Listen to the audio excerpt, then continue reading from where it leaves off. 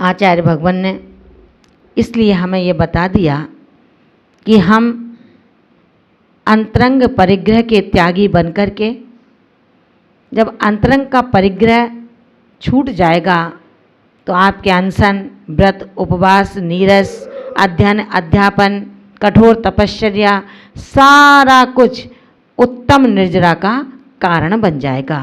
और जब तक अंतरंग परिग्रह नहीं छूटा, क्योंकि कसाय है अंतरंग परिग्रह, अगर कसाई ही नहीं छूटी तो मायने भी कुछ नहीं हैं। आचार्य भगवान 117 और 118 युग्मम कारिका में यह हमें बताते हैं। दंसण शोद्धो धम्मज्झाण रदो संग बज्जितो निसल्लो पत्त विशेषो भणियो सो गुण झीणो दुबिव रीदो सम्मादि गुण विशेषम पत्त विशेषम जिणे हिमने दिठम तम जाने ऊण देरी सुदानम जो सोहु मोख रहो तम जाने ऊण देई सुदानम जो सोहु मोख रहो। इन दो युग्मम कारकाओं के माध्यम से आचार्य प्रवर कहते हैं, दंसण शुद्धो, सम्यक दर्शन से शुद्ध, धम्मा जान रधो, धर्म ध्यान में रत, संग बज्ज दो, परिग्रह से रहित, निसल्लो, शल्य रहित, पत्त विशेषो, विशेष पात्र भणियों कहे गए हैं। गुणहीनों, इन गुणों से जो रहित हैं, यानी कि जो सम्यक दर्शन से शुद्ध नहीं हैं, धर्म ध्यान में रत नहीं हैं, परिग्रह से रहित नहीं हैं, शल्यों से रहित नहीं हैं, वो विशेष पात्र नहीं होते, वे तो विपरीतो, अपात्र होते हैं, उससे विपरीत होते हैं, पात्र से विपरीत अपात्र कहे जाते हैं। सम्माद गुण विशेषम, जिनके सम्यक्त्यादि विशेष गुण हैं, वह जिणेहिम, जिनेन्द्र देव, पत्त विशेषम, विशेष पात्र निदिठम कहा गया है। जो सम्यक्तादि विशेष गुण से युक्त हैं, जिनेन्द्र देव ने उनको विशेष पात्रम, विशेष पात्र निदिठम कहा है। जो जीव तम, उन पात्र विशेषों को जानी ऊण, जान कर, सुदानम, उत्तम दान, निर्दोष दान को दे दी, देता है, सोहु, वो ही निश्चय से मोक्ष मार्ग में रत है। श्रवण और श्रावक दोनों को इस युग्मम गाथा के माध्यम से प्रेरित करते हैं। उन्होंने कहा कि रे साधु, आप चूँकि बाह्य दृष्टि से पात्र हैं, आपकी बाह्य दृष्टि से पात्रता कहीं गई नहीं है। याद हमें ध्यान रखना है कि हमने इस रूप को कोई रंगमंच पर धारण नहीं किया। इस रूप को हमने रत्नत्रय के मंच पर धारण किया है।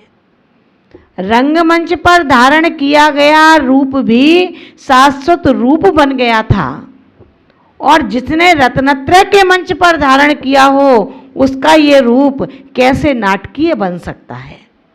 याद है ना, स्वामी ब्रह्म गुलाल मुनि ने रंगमंच पर उस रूप को रखा था। जब हंसी खेल में स्वांग रचाया, बहुरूपिया था, सिंह का रूप बनाया, कभी किसी का रूप बनाया। राजा ने कह दिया कि अब तुमको आदेश है, अब दिगंबर मुद्रा का रूप बनाइए। दिगंबर मुद्रा का रूप बनाने के बाद वो बिगड़ नहीं सकता। ब्रह्मगुलाल मुनि ने सोचा कि दिगंबर मुद्रा का मुझे रूप बनाना है, राजा का आदेश है। उन्होंने कहा महाराज ये रूप फिर बिगड़ नहीं सकता। परवारी जन खड़े हैं। ब्रह्मगुलाल मुनि ने मुनि मुद्रा के लिए समय मांगा कि कुछ समय दो, क्योंकि ये वो मुद्रा है जो बन तो सकती है लेकिन बिगड़ नहीं सकती। इसमें जो जीव गया सो बन गया, इसमें जो जीव उतरा सो बिगड़ गया। उन्होंने इस रूप को रखने के लिए समय मांगा। उस राजा ने समय दिया। 6 दिन तक उन्होंने इसकी प्रैक्टिस, अभ्यास किया, साधना किया कि मुझे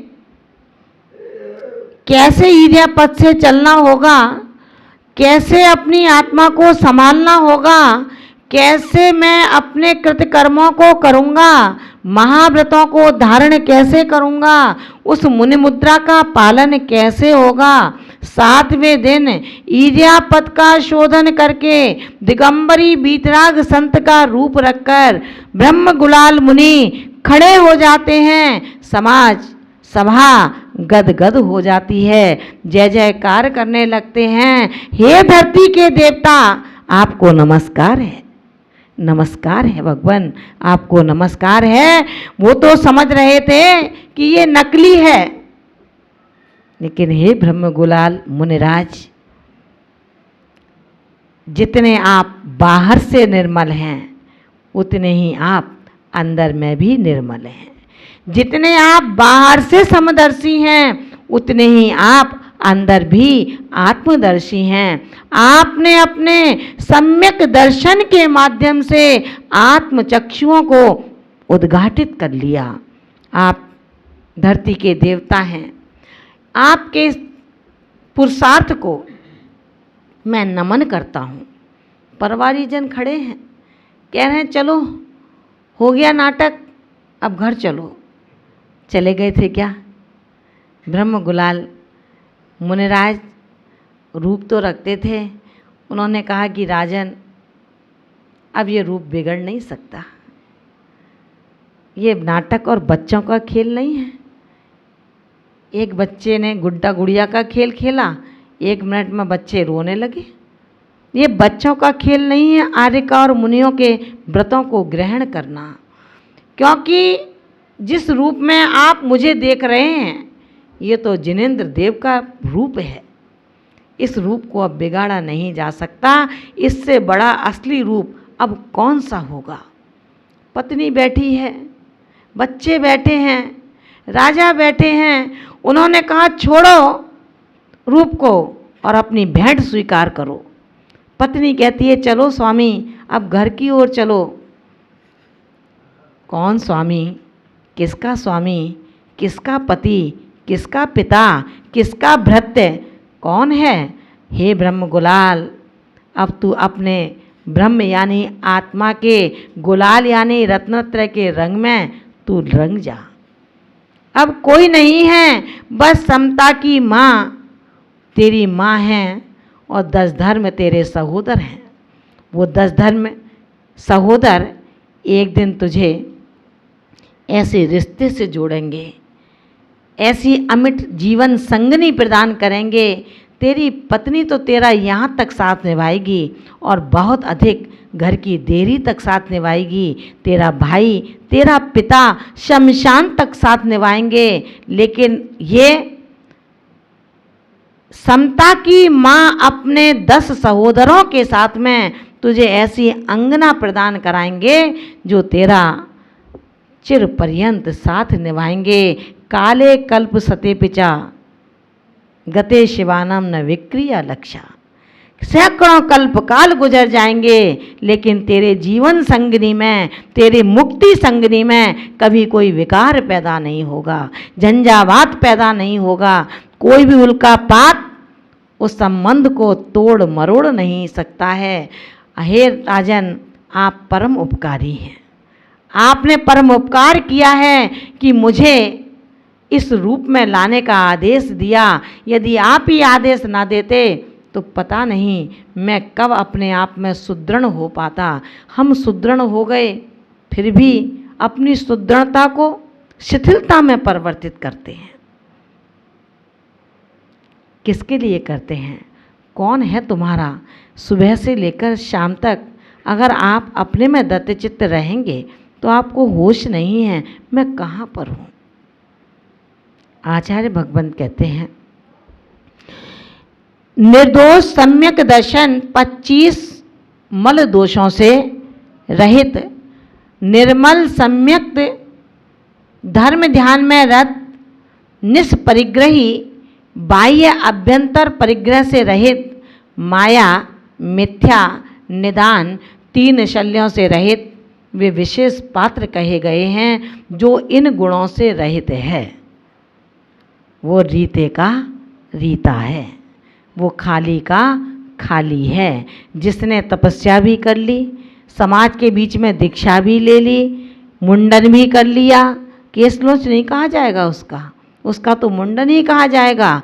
जो अपने रत्नत्रय को आधार नहीं मान रहा, मात्र दिखावा है, जो प्रदर्शन है वो दूरदर्शन हो सकता है, लेकिन सच मानना साथियों वो कभी आत्मदर्शन नहीं बन सकता।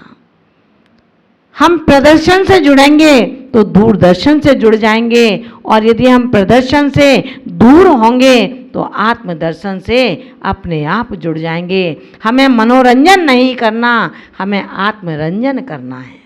मनोरंजन का ये वेश नहीं है, ये पद मनोरंजन का पद नहीं है, ये खिलखिलाने का पद नहीं है, ये बिलबिलाने का पद नहीं है, ये तो सम्यक रीति से जीने का पद है, समयोचित ढंग से रहने का पद है। ये समीचीन पद तेरे समीचीन आत्मा की उपलब्धि करा देगा। ये समीचीन पद विपरीतता को नाश करके साक्षात तेरी आत्मा का अनुभव करा देगा। लेकिन ठहर, पुरुषार्थ कर, हतोत्साही मत बन। रोज ध्यान कर, रोज माला फेर, रोज आसन से बैठ, रोज संकल्प कर। एक दिन ऐसा आएगा तुझे लगेगा मैं आकाश में अधर उड़ता ही चला जा रहा हूँ। यह अभ्यास की आवश्यकता है।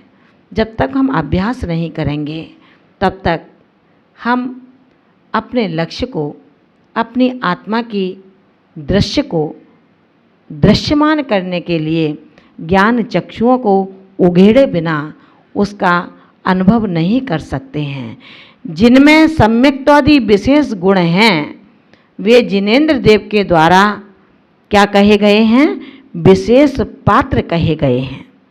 जिन्होंने सम्माद गुण विशेषम, जिन्होंने सम्यक्तादि विशेष गुणों को अपने आप में अलंकृत कर लिया है, जिणु दिट्ठम जिनेंद्र देव ने उनको ही विशेष पात्र जान ऊण कहा है। और जान ऊण यानी कि रे श्रावक, सुधी श्रावक के लिए कहा कि जान ऊण, वो ऐसा जान करके ये सम्यक दृष्टि है, निष्परिग्रही है, बाह्य अभ्यंतर परिग्रह से रहित है, निदान माया मिथ्या आदि शल्यों से जो दूर है, ये विशेष पात्र है। इसकी अवहेलना मेरे द्वारा किंचित ना हो जाए।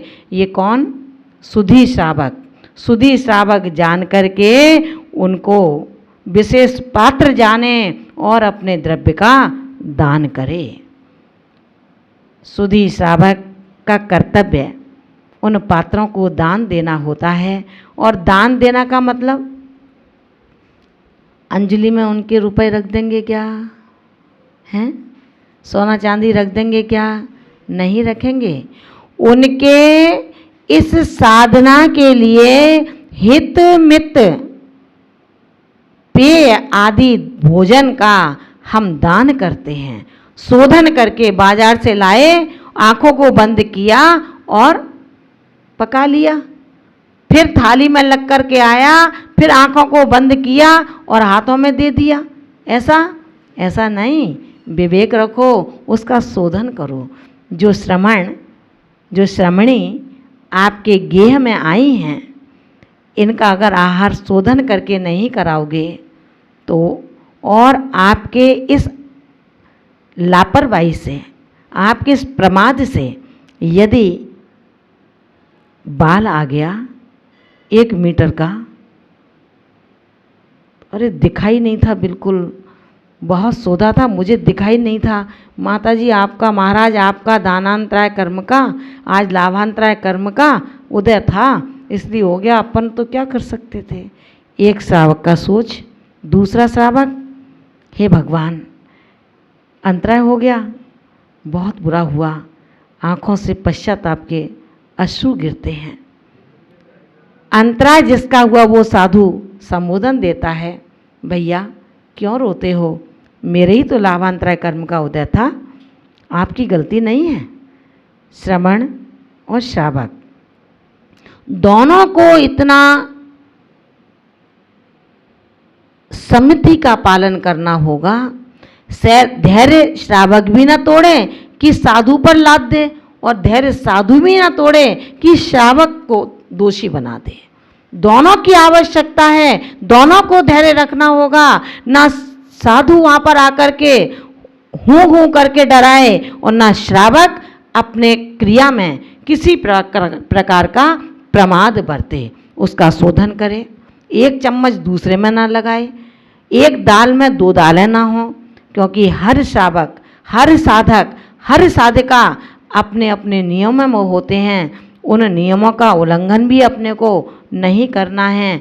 बहुत ही सावधानी से प्रमाद को छोड़ करके, निष्प्रमादी होकर के हम उन रत्नत्रयधारियों के लिए अगर आहार का दान देते हैं, निर्दोष दान देते हैं, वही श्रावक भी मोक्ष मार्ग में रत कहलाता है। जो सम्यक्त व चारित्र अथवा रत्नत्रय से युक्त है वे पात्र कहलाते हैं। जो सम्यक्त से रहित और चारित्र से सहित हैं वे कुपात्र कहलाते हैं, और जो सम्यक्त व चारित्र दोनों से रहित हैं वे अपात्र कहलाते हैं। ऐसा आचार्य भगवान ने हमें यहाँ बताया है। हम भी अपने प्रज्ञा चक्षुओं को उघेड़ करके अपने क्रियाओं में, अपनी साधना में, दाता अपने आवश्यकों में, दाता अपने द्रव्य में विशेष ध्यान रखें, और साधक जो पात्र हैं वो अपना ध्यान रखें। परिणामों की विशुद्धि और अंतरंग की प्रसन्नता, उत्साह उनके चेहरे पर झलकती है। अंतरंग की क्रोधाग्नि, अंतरंग का दंभ, अंतरंग की कुंठाएं उनके चेहरे को विकृत कर देती हैं, जिसको देख कर के दाता समझ जाता है कि पात्र अपने आप में स्वस्थ नहीं है, हमें स्वस्थ होना है। आज का उपदेश इतना ही है।